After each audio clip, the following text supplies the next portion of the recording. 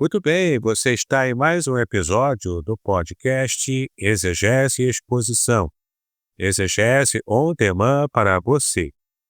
Como você já sabe, eu sou o reverendo Davidson Pignon.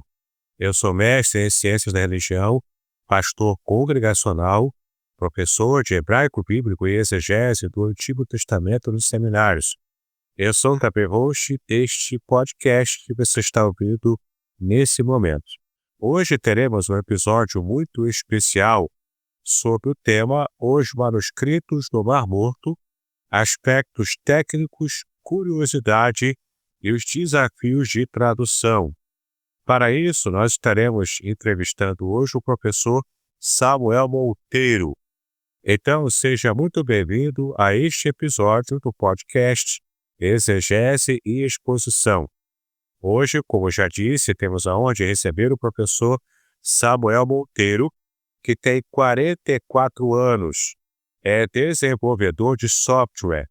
Começou a estudar a Bíblia em 1994 e em 1998 ele se converteu ao protestantismo como resultado dos seus estudos bíblicos. Em 2001, ele iniciou os estudos dos idiomas originais da Bíblia.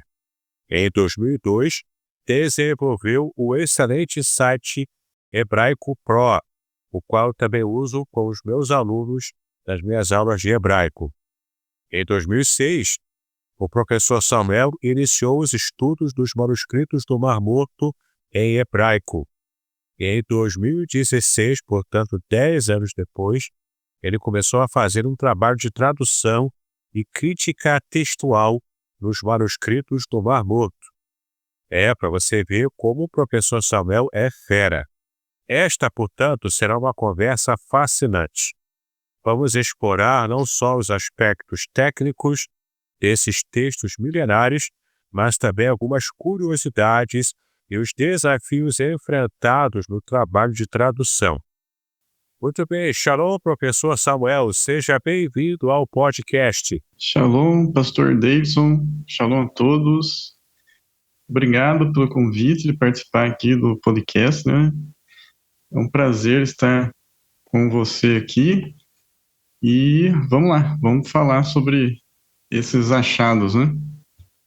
Sim, vamos tratar desses achados maravilhosos do século XX e o quanto eles têm modificado e ajudado na nossa percepção sobre a Bíblia Sagrada. Vamos começar, então, a falar sobre essa primeira parte, que é a introdução aos manuscritos, nesse nosso primeiro bloco. Muito bem, pastor Samuel, a primeira pergunta para começarmos é: o que exatamente são os manuscritos do Mar Morto e qual é a importância deles para a compreensão da Bíblia e da história do judaísmo? Os manuscritos do Mar Morto são manuscritos que foram encontrados no deserto da Judéia. Eles contêm textos bíblicos e também outros textos que não estão relacionados com a Bíblia, mas estão relacionados com a comunidade de Qumran. E a importância, né, deles para a compreensão da Bíblia, né, e história do judaísmo, não só a história do judaísmo, a história do cristianismo também, é gigantesca, né? Com certeza o maior achado arqueológico do século passado, né? Para você ter uma ideia, né, antes, os textos mais antigos que nós tínhamos dos textos bíblicos em hebraico, né, ou seja, os textos do Antigo Testamento, eles eram do século IX, século X depois de Cristo. E esses textos, eles são do século II antes de Cristo. Então, é uma diferença enorme do que a gente tinha, né? E a importância deles é inestimável.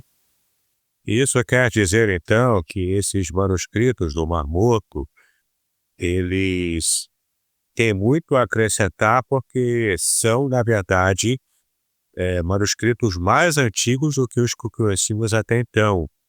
E por isso eles têm uma atestação mais antiga e eles já atestam a Bíblia completa ou tem partes que eles não conseguem atingir? Ele tem todos os livros da Bíblia, menos o livro de Esther. Porém, também, eles estão muito fragmentados, né? Nós temos poucos que o livro está inteiro, né? Por exemplo, o manuscrito de Isaías, né? Ele está praticamente inteiro, a não ser por algumas partes que descascaram e caíram, né? Principalmente no começo do rolo, né? Porque eram rolos, né? Então, quanto mais você vai profundo do rolo, mais ele fica protegido da ação do tempo, né? Então, a parte inicial do rolo, que ela está mais desprotegida, né? Ela descascou um pouco. Mesmo assim, dá para a gente conseguir ler, né? E por causa dessa lacuna de tempo, né, que nós tínhamos do texto hebraico do Antigo Testamento,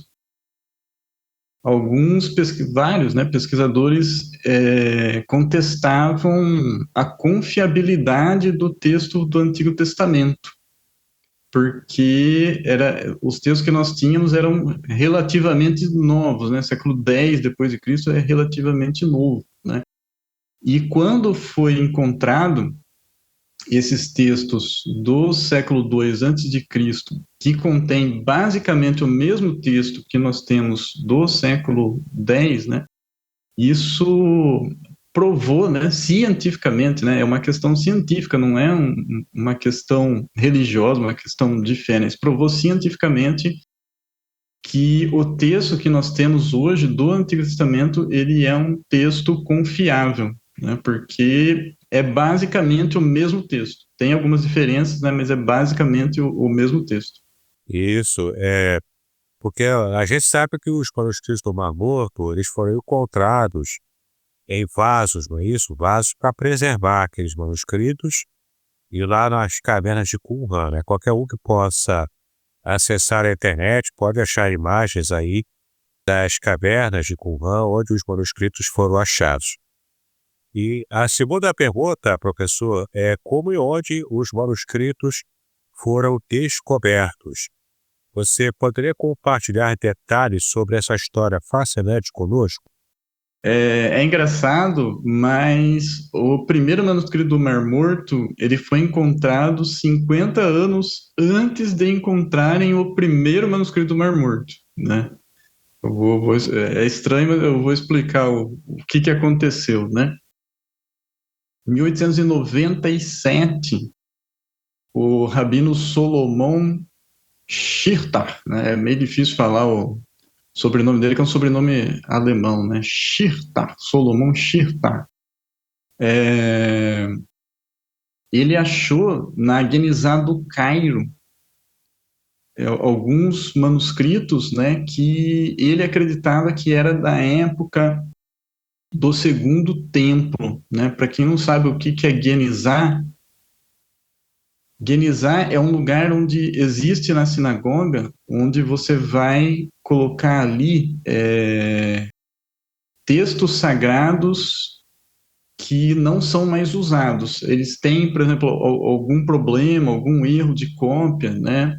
Por exemplo, o escriba ele copia a Torá, né? Geralmente ele leva um ano para copiar uma Torá inteira. Se essa Torá tiver algum erro, ela vai para Guinnessá, né?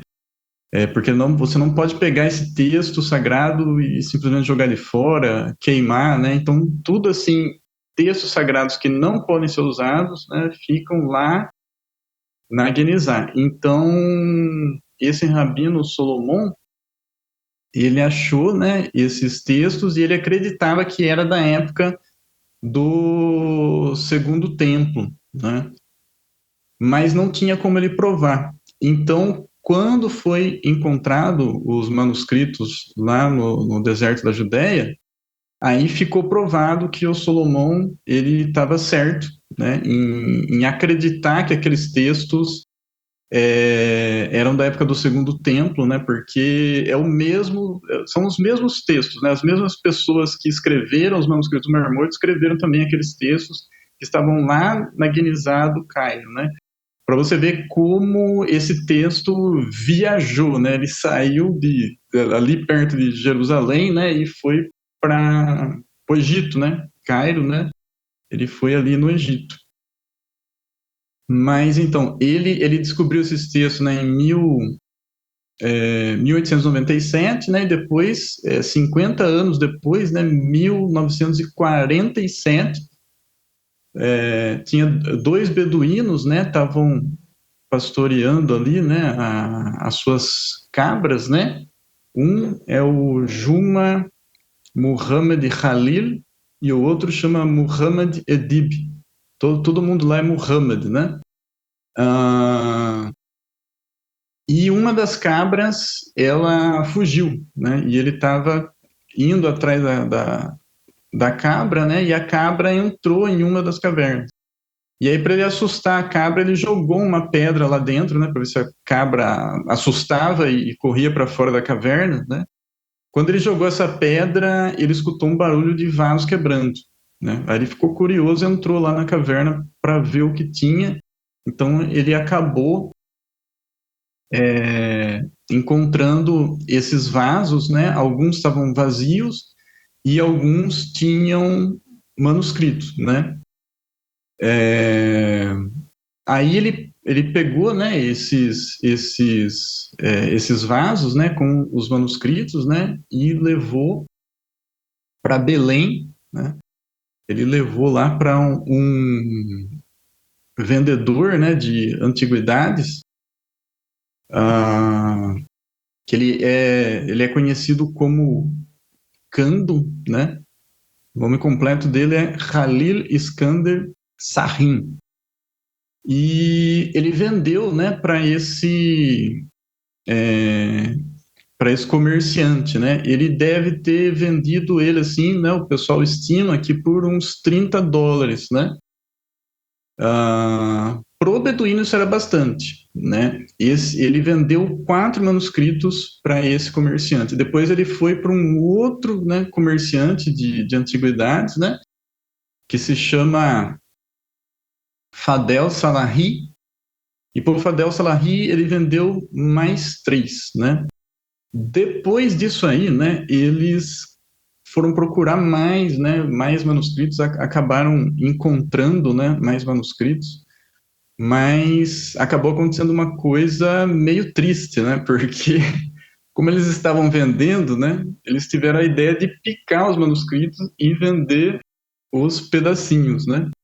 Então nessa a gente acabou perdendo vários textos, né? Porque como o texto está muito antigo, a hora que você rasga ele, o couro descasca, né? E caem algumas letras, né? E nessa de rasgar os manuscritos, né, eles acabou perdendo-se, né, um pouco de texto, né? E uma das coisas curiosas também da história de como foi encontrado os manuscritos, né, é como um foi passando a perna no outro, né? E como o conhecimento é importante, né? Os beduínos venderam pro Kando, né, por mais ou menos $30.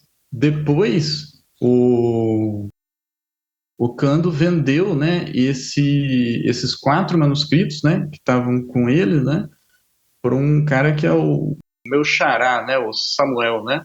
Ele chama Bispo Atanásios Yeshue Samuel. Ele vendeu para ele por $1.500, né. Com certeza ele achou que ele fez, né, um negocião, né, com esses $1.500, né. Só que depois disso, o bispo Samuel ele viajou para os Estados Unidos, né, anunciou os manuscritos no Wall Street Journal e lá ele conseguiu vender, né, os manuscritos pro Igael Yadin por $250 mil, né? Então é engraçado como, né, um foi ali enganando o outro ali na venda, né, desses manuscritos, né? É toda uma questão de negócio, né? Porque o beduíno que achou esses fragmentos e rasgou, né, fragmentou ainda mais para poder vender, ele queria fazer mais dinheiro, mas você vê que a visão dele era uma visão apenas comercial e também muito pequena, muito tacanha, né? Sim, né? O comerciante de antiguidades, quando ele tinha um pouco mais conhecimento, vendeu bem mais caro, né? E o bispo, que conhecia a importância dos textos, né, vendeu infinitamente mais caro, né? Isso sem falar do valor inestimável, né, para a cultura de um modo geral e para a religiosidade, principalmente para a nossa fé, tanto a fé cristã quanto também a fé judaica e para qualquer estudioso da Bíblia. Mas, professor Samuel, quantos manuscritos foram encontrados ao todo e qual o estado de conservação deles, que você já falou mais ou menos aqui para a gente? Então, os primeiros manuscritos que eles encontraram foram 7, né? E esses manuscritos, né, até por eles terem sido os primeiros, né, são os que estão mais completos, mais bem conservados, né? Mas no total, depois que juntaram tudo, né, inclusive os pedacinhos que o pessoal picou, né, deu 80 mil fragmentos, né? Depois que eles pegaram, né, os pedacinhos e conseguiram fazer o trabalho, porque os pedaços estão todos misturados, né? Conseguiram fazer o trabalho de montar o quebra-cabeça, né? Pegar um pedacinho e colocando, né, nos seus lugares corretos, né? Aí eles chegaram a 20 mil fragmentos, né? Esses 20 mil fragmentos eles formam 900 textos, né? Então, se tivesse todos eles certinhos, né, completamente conservados, sem nenhum rasgo, sem nada, né, se tivessem inteiros, né, o rolo inteiro, igual está o rolo de Isaías, daria mais ou menos aí uns 900 manuscritos. Perfeito. E no caso, o texto de Isaías está inteiro e completo, né? Ele atesta, inclusive, como as nossas edições antes do achado dos manuscritos estavam também corretas, não é isso? Exatamente. Cada fragmento, né, vai atestar que o que a gente tinha estava correto, né? Porque é uma questão matemática, né? Por exemplo, você tem o livro de Isaías, aí você tem ali completo, né? Então você consegue mostrar, olha, está aqui, é praticamente o mesmo texto, né? Aí se você pega o livro de Gênesis, você tem bastante fragmentos. Por exemplo, você tem lá o Gênesis capítulo 1, mas ele não está inteiro, né? Depois, se eu não me engano, o Gênesis só vai ter a partir daí do capítulo 5 até mais um tanto, né? Então vai sendo fragmentado dessa forma. Só que o que acontece? Os pedaços que você tem do capítulo 1 tá também igual o que nós temos agora, né? Aí você vai lá para o capítulo 5, também tá igual, né? Quando você acha lá um pedacinho do livro de Amós, aquele pedacinho tá igual o livro de Amós que nós temos hoje, né? Então, assim, nós teríamos muita sorte, né? Se cada pedacinho que a gente encontra tá igual, mas o que nós não encontramos estaria diferente. Então, seria sorte demais, né? Então, isso prova, né, que mesmo o que está fragmentado é o mesmo texto, porque quando nós encontramos um pedacinho, né, como que aquele pedacinho é igual, né, e o resto seria diferente? Não, o resto também, com certeza, estaria igual ou muito parecido, né? Isso, e isso nos leva então para a próxima pergunta, que é a pergunta final desse primeiro bloco. E a pergunta é: que tipos de textos foram encontrados nos manuscritos? Eles são apenas textos bíblicos ou também incluem outros tipos de documentos, como os documentos, por exemplo, típicos da comunidade Qumran?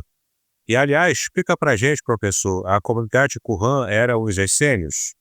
Então, os textos que estavam lá, né, você tinha, né, os textos bíblicos, né? Aí você tinha outros textos religiosos, né, que eram pessoal chama de parachute, né? Que são explicações, né, sobre os textos bíblicos, né, interpretações. Então tem esse tipo de texto também, né? E você tem textos que não estão relacionados com a Bíblia, né? Por exemplo, lá a regra da comunidade, né? Que é como você deve, né, viver ali, né, na comunidade de Qumran, né? Se você quisesse participar ali, né? Como que você deveria se comportar, né? Agora, existe, né, realmente um debate, né, sobre quem seriam, né, os habitantes de Qumran e se realmente eram os essênios, né? Mas, apesar de existir esse debate, a esmagadora maioria dos pesquisadores acreditam que eram os essênios, né? Alguns dizem que não, né? Mas são argumentos que não convencem, né? Por exemplo, o Steve Manson, né? Ele diz que os essênios, né? Eles adoravam o sol. E lá nos manuscritos de Qumran você não encontra textos, né, onde você vê ali adoração ao sol, né? Porém, essa questão de adorar o sol, ela vem de uma tradução errada que o Steve Manson faz do texto grego de Flávio Joséfo, né? Então, os essênios, né, que Flávio Joséfo descreve, eles não adoravam o sol, né? É uma tradução errada que o Steve Manson insiste nessa tradução, né? E aí, porque nos manuscritos do Mar Morto não se faz referência, né, à adoração ao sol, ele fala que não pode ser, né? Não pode ser o mesmo grupo, né? Mas os essênios que o Flávio Joséfo descreve, né? Eles também não adoravam o sol, né? O que eles faziam era ficar em silêncio, né? Até o sol nascer, né? E quando o sol estava nascendo, eles faziam uma oração, né? Voltado para o sol, né? E nessa o Steve Manson, ele traduz de maneira incorreta, né, como se eles adorassem o sol, né?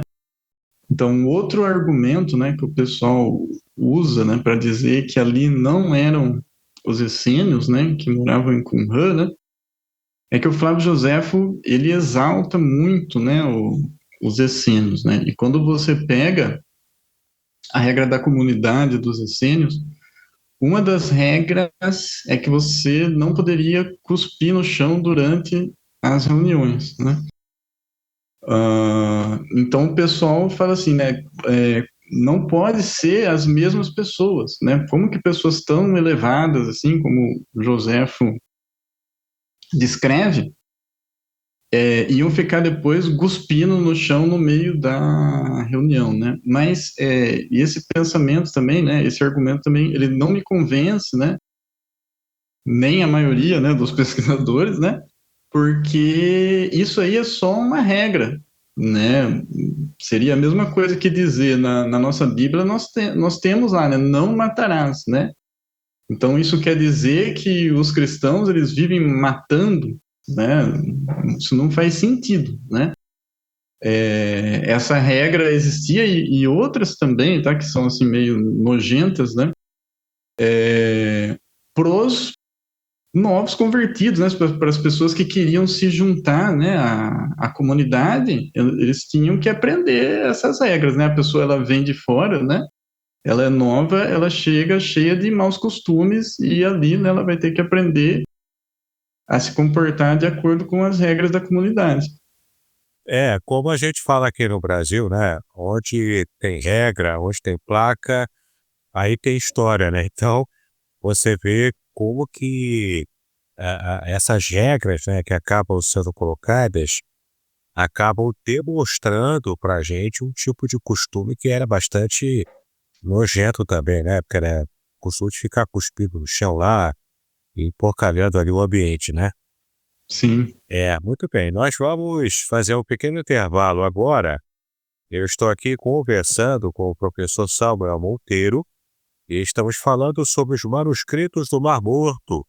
E você está gostando até das curiosidades que o professor tem trazido para nós. Nós já voltaremos com mais perguntas, inclusive sobre as curiosidades e os desafios técnicos dessa descoberta monumental. Fique com a gente até o final, porque lá no final eu quero apresentar para você como você pode resgatar um presente que eu quero dar para você, tá legal? Então fique conosco, daqui a pouco nós voltamos.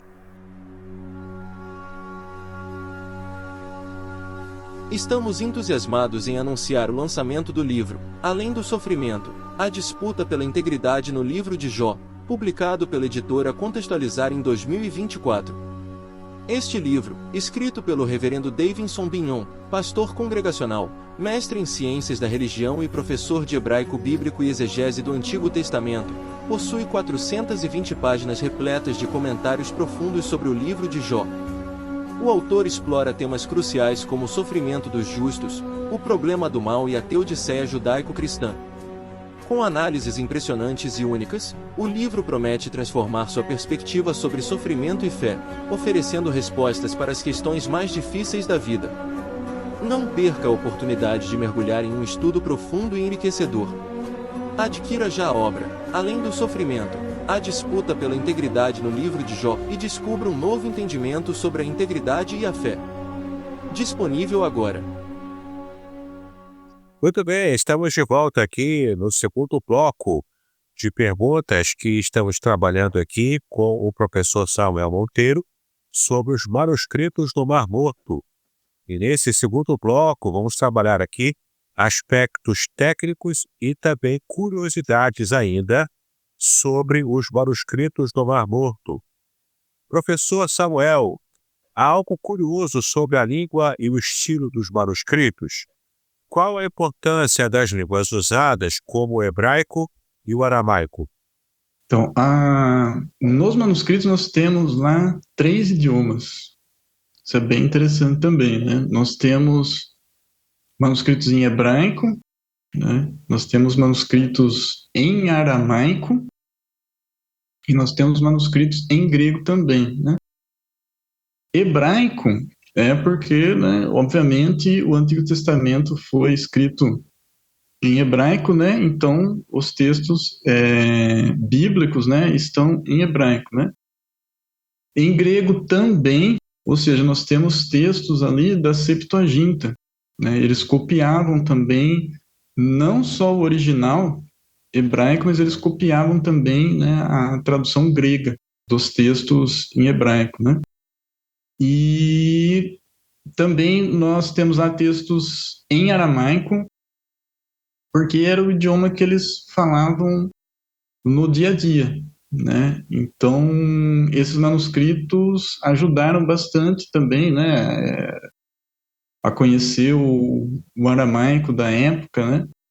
Então, eles não servem só para estudiosos da Bíblia, né, mas também, né, para os historiadores, né, conhecerem melhor, né, os costumes da época, né, o aramaico da época, né, eles também escreviam coisas em hebraico, apesar de hebraico não ser, né, o idioma que eles falavam no dia a dia, né, eles escreviam em hebraico, né, aí acabava sendo meio que uma mistura de hebraico bíblico, né, com como eles falavam na época também, né, é bastante interessante. Isso, bacana, é realmente muito interessante a gente descobrir essas qualidades, né, inclusive dos manuscritos do Mar Morto e as línguas que aparecem ali nesse texto. Por isso é um desafio grande, né, para você que está buscando estudar e também traduzir os manuscritos do Mar Morto. Na próxima pergunta, professor, os manuscritos incluem algumas diferenças textuais em relação às versões modernas da Bíblia.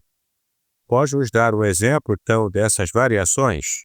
Então, existem algumas diferenças, né? Até porque, né, existia mais de um texto bíblico corrente, né? Você tinha um texto que ele era copiado por escribas profissionais, né? Esses escribas eles estavam mais ligados ao templo, né? E o texto que nós temos hoje, né, que é o texto massorético, ele descende desse outro texto aí que ele é mais profissional, né? O texto ali da comunidade de Qumran, né, ele era mais amador, né? Então eles cometiam mais erros, né? Alguns erros que são até meio engraçados, né? Por exemplo, no manuscrito de Isaías, né, logo no começo, né, você tem o nome do profeta Isaías, né, no primeiro versículo, né? E o escriba, ele copia errado o nome do Isaías, né? Ele esquece a letra Ain, né, do nome, e depois passa, né, um corretor, né, uma pessoa corrigindo o texto, né, e ela coloca essa letra que falta, né, a letra Ain, ele escreve ela assim acima do nome, né, para a pessoa saber que ela esqueceu, né? Outra coisa também bem legal, né, que tem nos manuscritos, né, é que os manuscritos de Qumran, eles preferiam as escritas plenas, né? O que é isso? No hebraico tem as escritas plenas e as escritas defectivas, né? As escritas plenas, elas são palavras que você escreve com mais letras, né? E as escritas defectivas são palavras que você escreve com menos letras, né? Não sei se o pessoal que está escutando aí sabe, né? O hebraico, ele é escrito sem vogais, né? Não existe A, E, I, O, U, né? Então, quando a escrita é defectiva, existem certas letras que representam as vogais, né? E aí, na escrita defectiva, não vai ter essas letras, né? Na escrita plena, tem essas letras, né? E os manuscritos de Qumran, eles preferem, né, as escritas plenas, né? E eles também acabaram criando um sistema de escrita lá, onde eles colocavam mais vogais, né, do que no texto massorético padrão, né? Eles colocavam mais vogais. Então isso ajudou a gente a ver como realmente era a pronúncia, né? E é uma coisa até meio assustadora, né? Que as pronúncias batem, né? Então você vê que a tradição, né, que sinal massorético, né, essa expressão, né, texto massorético, né, seria o texto da tradição, né, o texto que veio através da tradição. Então, a gente consegue ver com isso que a tradição, né, ela preservou relativamente bem, né, até a pronúncia das palavras, né, que no hebraico é uma coisa complicada, né, por não ter vogais na escrita, né? Mas até isso acaba batendo, né, na esmagadora maioria das palavras, né? Algumas palavras dão alguma diferença, né? Nesse caso você se refere ao hebraico antigo, que era registrado sem vogais, e essas vogais só foram acrescentadas no hebraico massorético, já em plena Idade Média. Isso é só para que os nossos ouvintes, né, que está nos ouvindo aqui, possa compreender claramente, não é isso? Sim, porque que garantia você vai ter que o texto lá, né, igual você falou, da Idade Média, né, século IX, século X, né, quando foram colocadas as vogais nesse texto, né, garantia você tinha que essas eram as mesmas vogais de 2.000 anos atrás, né? E pelo fato dos manuscritos do Mar Morto usarem sempre, né, as escritas plenas, né? E ainda por cima eles estenderam, né, esse modo pleno, né, de escrever, né? A escrita plena dos manuscritos do Mar Morto, ela é maior do que a escrita plena do texto massorético, né? Então isso mostra que a pronúncia das palavras batem, né? Pelo menos na esmagadora maioria, né? Esmagadora maioria mesmo, né? Das palavras, né? Com algumas exceções, né? Por exemplo, se você pegar Sodoma, né? No texto massorético é Isdom, né? Isdom. Ou seja, ela começa com um S mudo. Já se você pega lá no manuscrito do Mar Morto, lá a pronúncia é Sodom. Então tem o so, igual tem, né, na língua portuguesa, por exemplo, né? Mas a maioria das palavras, né, até a pronúncia acaba sendo igual. Muito bem, professor. Então, entre os manuscritos, qual é o mais famoso ou significativo? E por que o professor classifica esse texto como mais famoso e significativo? As duas coisas, né, os dois juntos, né? O mais famoso e o mais significativo, né? Com certeza é o manuscrito de Isaías. Por ele estar praticamente inteiro, né? Os outros textos, né? Alguns são só pedacinhos mesmo de texto, né? Poucas palavras você tem ali, né? Agora, o manuscrito de Isaías, né? Eu costumo falar o seguinte, né? Você não pode provar cientificamente que Deus existe, mas o manuscrito de Isaías é a prova científica da existência de Deus, né? Pelo fato dele ter ficado ali no deserto, né, dentro de um vaso, né,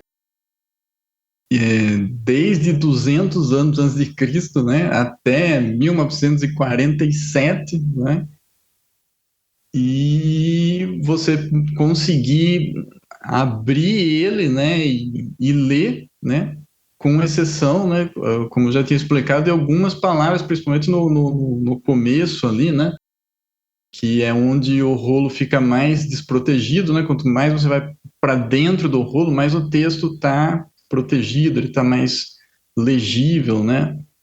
Algumas partes também, assim, da borda, né, do rolo, né? O couro, ele vai apodrecendo, né?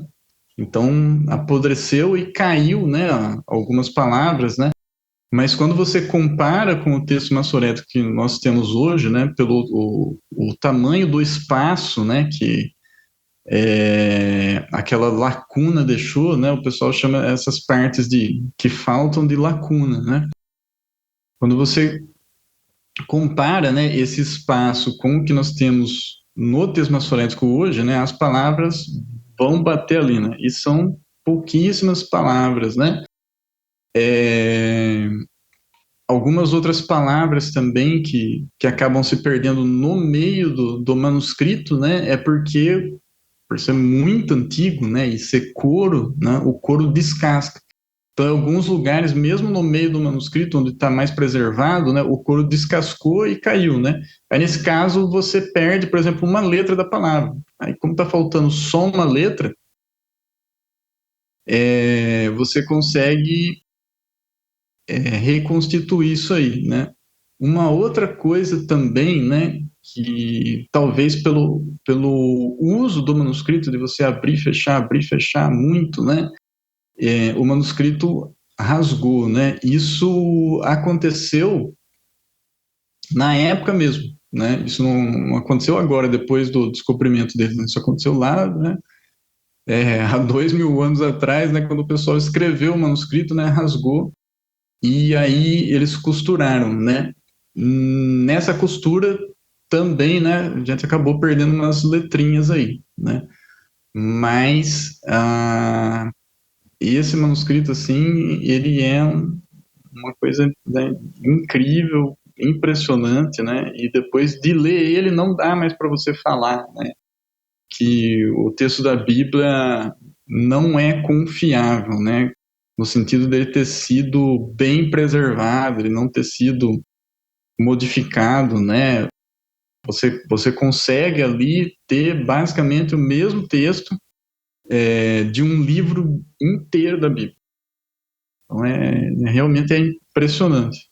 Isso também é levado em conta, não apenas a ação daqueles que queriam vender, né, e de todo mundo que estava tentando tirar literalmente uma casquinha, né, do texto, né, dos manuscritos, mas também o próprio manuseio, né, como você falou, vai deteriorando o couro vai apodrecendo, entra em contato com a pele sem cuidado, a pele gordurosa, cheia de bactérias, né, isso vai corroendo o manuscrito, o couro do manuscrito, e você vai perdendo a qualidade. Mas em tudo isso Deus preservou, especialmente o livro de Isaías, né? Ele foi preservado. E para nós cristãos, o livro de Isaías tem um valor ainda maior, né? Porque dos textos do Antigo Testamento, ele é o profeta mais messiânico e que mais ele é até conhecido como o pequeno evangelho de Isaías, né? Do Antigo Testamento. E ele tem um valor muito especial para nós cristãos, tanto quanto para os judeus também, não é isso, professor? Sim, né? E como você falou, né? O livro de Isaías ele tem uma importância muito grande, né? Para os cristãos por causa das profecias messiânicas, né? E tem um detalhe, né? No manuscrito que não tem no texto massorético, né? Porque isso realmente acontece, né? Conforme vai fazendo as contas, né? É normal, por exemplo, pular uma palavra, né? Isso acaba acontecendo, né?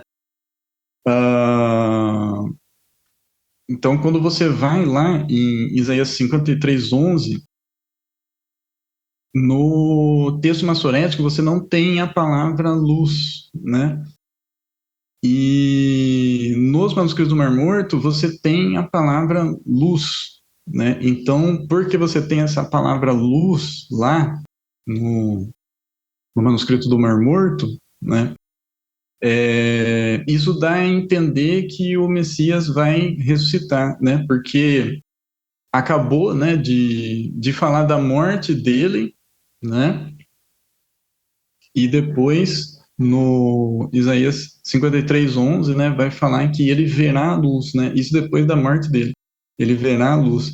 Então, isso é mais uma coisa assim que reforça, né, a ressurreição de Cristo, né? Uma profecia sobre a ressurreição de Cristo que não está no texto massorético, porque essa palavra, né, acabou se perdendo, né, nas cópias, né? Copiando a mão é normal uma palavra ou outra ser pulada, né? Isso aí. Então é interessante a gente perceber o quanto nós estamos em boas mãos, né, em termos de preservação dos manuscritos antigos, especialmente no que diz respeito a Isaías, para nós que somos cristãos e temos essa tradição, né? Muito bem, você está ouvindo agora o podcast Exegese e Exposição, e o tema de hoje é os manuscritos do Mar Morto, e estamos conversando sobre esse assunto com o professor Samuel Monteiro. Nós vamos fazer agora um pequeno intervalo novamente, e daqui a pouco nós voltamos, mas lembre-se, fique até o final do nosso episódio, porque você não vai se arrepender. Nós temos um presente para você, que você pode aprender a resgatá-lo, mas só no final do nosso episódio, tá bom? Fique conosco, até daqui a pouco. Podcast Exegese e Exposição. Exegese on demand para você.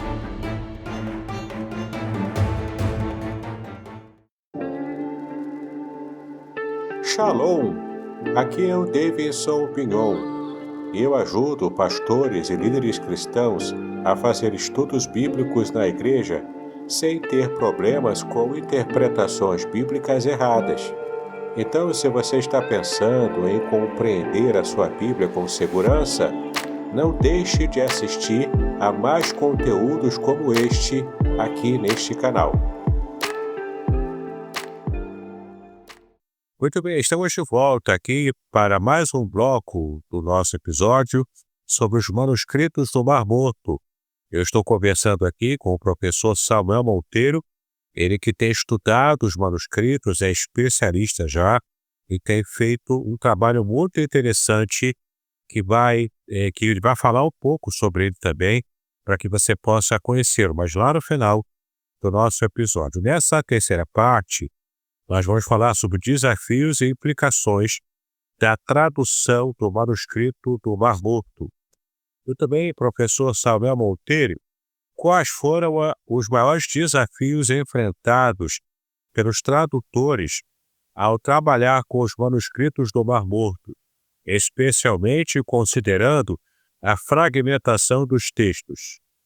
Então, como, né, eu tinha falado, né, o manuscrito de Isaías, né, ele é um verdadeiro milagre, né, porque estava tão bem preservado, né, que o texto dava para ser lido, né, a olho nu, né, você conseguia só olhar o texto, né, e né, as primeiras pessoas que encontraram, né, só olhar o texto e ler, né. Nós tivemos muita sorte também que logo quando ele foi encontrado, a Fundação Albright tirou fotos, né? As fotos eram preto e branco, né? Mas isso também ajudou a ficar bem legível, né? Os manuscritos, né? Então, o Isaías não tem tanto esse problema aí, né? Agora, os outros, né? Você primeiro tem lá, né, a questão da fragmentação, né? Você imagina 80 mil fragmentos de texto, né? Eles iam colocando esses fragmentos assim em cima de uma mesa, né? E talvez por inocência da época, né, eles não pensavam, né, que esses manuscritos, né, por eles serem antigos demais, eles precisavam de um cuidado especial, né? Então, eles tomavam cuidado no manuseio, né, mas como se eles estivessem manipulando livros, né, de hoje em dia, né? Então, eles colocavam lá em cima da mesa, perto de janela. Os manuscritos foram sofrendo a ação da luz do sol, né, e foram escurecendo, né? Então, isso atrapalhou depois, mais para frente, você conseguir enxergar o que estava escrito ali, né? Porque foi ficando escuro por causa do sol que batia ali, né, nos manuscritos, né? Se fosse papel de hoje em dia, né, um livro, não ia acontecer nada, mas os manuscritos tão antigos, né, eles são frágeis demais, né? Exato. Então a gente está vendo aqui como os manuscritos do Mar Morto nos ensinam sobre a transmissão do texto bíblico ao longo dos séculos. E o modo de Deus ter preservado esse manuscrito, de fato, é um milagre, né? Como nós já estamos estudando aqui com o professor Samuel. E a gente também descobriu aqui como, especialmente o rolo de Isaías, tem reforçado a confiabilidade do Antigo Testamento e o quanto nós podemos, né, nos envolver com os estudos do manuscrito do Mar Morto e tudo que ele revela para a gente nesse trabalho, né, extraordinário de tradução e de transmissão também do texto bíblico. Muito bem, já estamos então no final do nosso episódio. Esse episódio muito especial com o professor Samuel Monteiro, quando estamos falando aqui dos manuscritos do Mar Morto. Professor Samuel Monteiro, eu agradeço muito a sua participação e também os segredos que o senhor trouxe sobre os manuscritos do Mar Morto. Foi um episódio realmente enriquecedor. Nesse momento, eu gostaria que você esteja livre para falar sobre as suas considerações finais e também fazer a divulgação dos seus projetos, por exemplo, do site Hebraico Pro, da tradução que o irmão tem feito sobre os próprios manuscritos do Mar Morto, enfim, esteja livre para falar sobre os seus projetos. Então, eu desenvolvo, né, um site, né, que se chama Hebraico Pro, né? Comecei a desenvolver ele desde 2002, né? Nem 2012, né? 2002 mesmo, né? E em 2016, né, eu comecei a fazer um trabalho ali de tradução, né, e de crítica textual, né, nos manuscritos do Mar Morto, né? Mas não é só os manuscritos do Mar Morto, né? Ele envolve toda a Bíblia, né? Então ali eu estou fazendo, né, texto interlinear, né, a narração dos versículos, né? Você clica no versículo, ele narra ali em hebraico, né? Super importante para quem quer aprender, né? Também, né, a tradução de cada palavra, né? Você clicar na palavra e ele dá para você a tradução de forma ali automática, né, sem você ter que ficar procurando, né, em dicionário, né, perde muito tempo, né. E eu fui fazendo também a transcrição, né, do manuscrito de Isaías, né, e quando eu percebi, eu tinha demorado 2 anos para fazer uma página do manuscrito, né, e aí que eu percebi que eu ia morrer e não ia conseguir terminar esse trabalho, né? Por isso que eu peço pro pessoal uma contribuição, né? De apenas R$ 5, né? É um valor totalmente simbólico, né? Para eu conseguir acelerar esse projeto, né? E terminar ele, né? Eu preciso de 600 pessoas, né? Contribuindo com R$ 5, né? Hoje eu devo estar com mais ou menos umas 40 pessoas contribuindo, né? Mas se você está ouvindo aí, né, o podcast, né? Entra lá no site Hebraico Pro, né? E faça lá a sua contribuição mensal, né? De R$ 5, né? Através do Apoia-se, né? Eu também contribuo com ministérios ali, né? No Apoia-se, né? Eu contribuo com cada um, contribuo com R$ 10, né? Então eu acabo contribuindo aí com R$ 20 por mês, né? E não me faz a menor falta, né? Então, contribua, né, com esses R$ 5 para que eu possa terminar esse projeto, né? Vai ser uma coisa assim muito importante, né, para o estudo da Bíblia. É isso aí. Então, se você quiser ajudar o professor Samuel Monteiro, se você gosta desse trabalho, desse projeto, além de acessar o site hebraico.pro na internet, você também pode usufruir, né, do que tem ali e também ajudá-lo com essa pequena ajuda simbólica de R$ 5 por mês. É uma assinatura que você faz para poder apoiar o projeto de tradução, de crítica textual, e você vê o quanto o projeto ele é rico, ele realmente vai fazer diferença no tipo de estudo, né, daqueles que querem conhecer mais profundamente os manuscritos do Mar Morto. Tá legal? Muito bem, professor Samuel, muito obrigado pela sua participação e eu também quero agradecer a você, ouvinte, que está nos acompanhando até agora aqui no final do nosso episódio. Eu prometi a você um presente e agora é o momento de eu revelar a você como você pode resgatar o presente. Eu tenho para você o e-book intitulado Exegese do Antigo Testamento para Curiosos. Ele é totalmente gratuito e você pode acessar o site www.contextualizar.com.br. Ali você vai acessar o site, vai fazer uma pequena inscrição gratuita e vai receber por e-mail o link para que você possa baixar e ter acesso ao e-book Exegese do Antigo Testamento para Curiosos. É um e-book bastante simples, com informações importantes e simplificadas para que você tenha o primeiro contato com esse estudo da exegese do Antigo Testamento, tá bom? Não se esqueça também de seguir o podcast Exegese e Exposição para mais conteúdo sobre estudos bíblicos. Até o próximo episódio. Paz e bênção sobre a sua preciosa vida.